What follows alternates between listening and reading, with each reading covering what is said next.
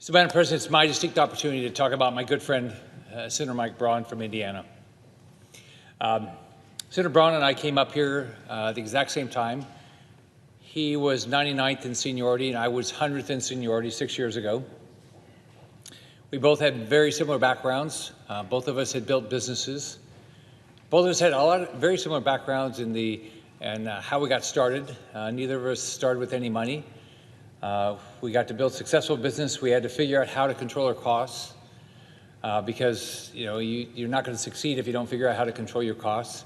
He had a very similar experience that I did, how you control healthcare costs. You make your employees consumers of healthcare. You make them be the ones that make the decision on if they're going to spend healthcare dollars.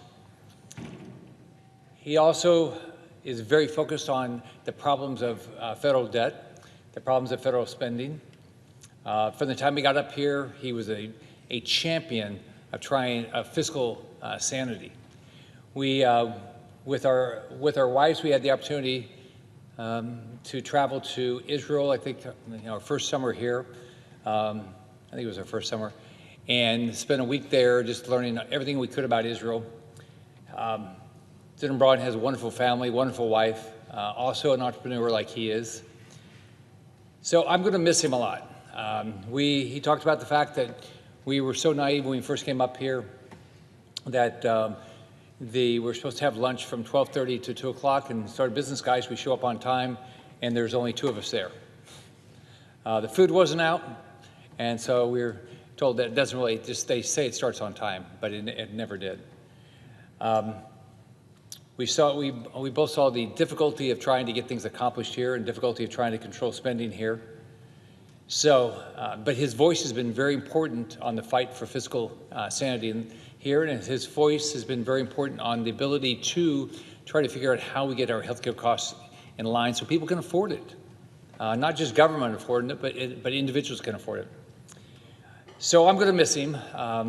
We had the worst times together. I think he had the 3 to 6, and I had the 6 to whenever we finished on Thursdays. Every Thursday we were here. And so he was he was smart. He put it together so at least every Thursday one of us could go home a little bit earlier, which was smart. And then he did talk Dan Sullivan, who does a great job with, if you haven't had the opportunity to listen to Dan's Alaska every week, talking about an Alaska, and he does a great job with that. But he got him to move it up so we could get out of here earlier. So, but just a great person. We served on Aging Committee together and Budget Committee, just a wonderful person to serve with. He's going to love being governor. I had the opportunity to be governor from 2011 to 2019. It's a great job.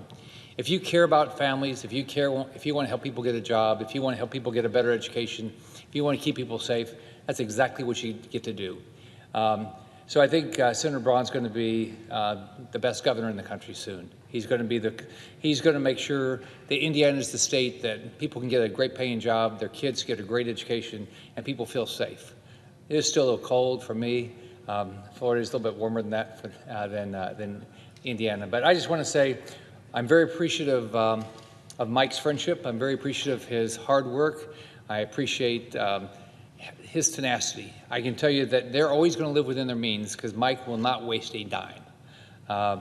Indiana will have probably the best budget in the country, and all their debt, if they have any, will be paid off very quickly. So I just want to say to Mike, thank you for your friendship. I look forward to working with you, and I'm going to miss you up here. I yield the floor. Madam President.